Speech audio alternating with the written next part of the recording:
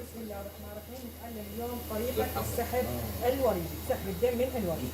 نحتاج الأدوات التالية اللي هي الكحول والقطن، السنجات ذات الاستخدام الواحد، والتونكة اللي هي نضغط فيها الذراع، والأنبوب اللي راح نخلي فيه الدم، وحاوي على مادة مانعة للتخثر. اللي يحتاج الدم أن يكون سائل وليس متخثر.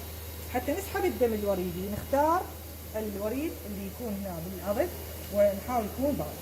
الطريقة هو أن نعقم المكان ونربط الذراع على الذراع، ونطلب من المتبرع انه يغلق الكف مالته ونتحسس الاورده بحيث تكون دكتورة تكون واضحه شوي هنا. لا السرنجه ايضا المفروض تكون حضريها ونفرغها من الهواء. ايش قد نريد نسحب دم؟ 2 3 حسب التجربه اللي راح نشتغل بيها. شيء السرنجة؟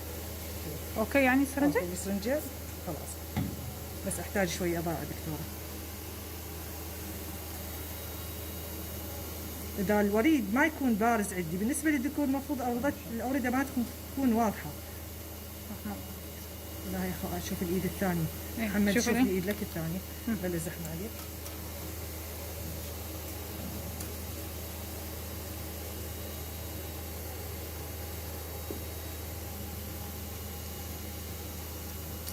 شوف ايدك تسد.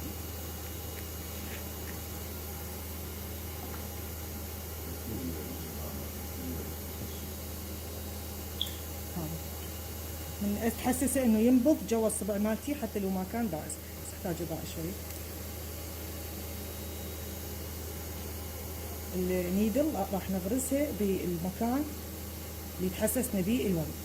احيانا يكون مو ظاهري عميق بسبب اكو يعني الناس اللي عندهم شويه طبقات شحميه، طبيعة جسمهم هي. اي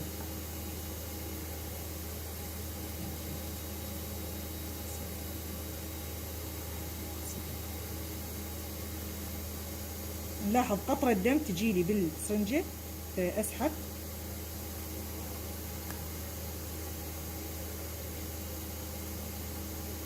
ونحتاج هسه فقط 2 سي.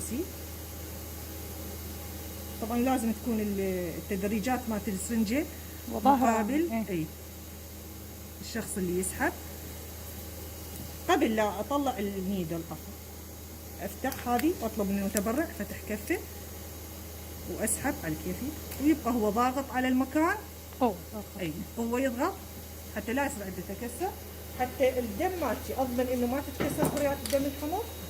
اطلع النيدل اللي سحبت فيها وافتح الانبوب اللي راح اخلي فيه الماده الدم.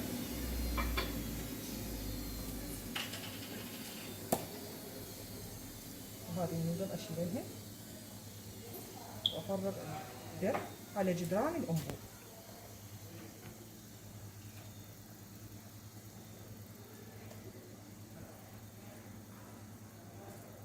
بعض الأحيان الأنابيب بتكون هي بها يعني مفرغة من الهواء. مفرغة يا دكتورة، بس احنا اصلا نحتاج الدم مو عن طريق النيدل ندخله بالانبوب. اي لأن يصير بتكسر.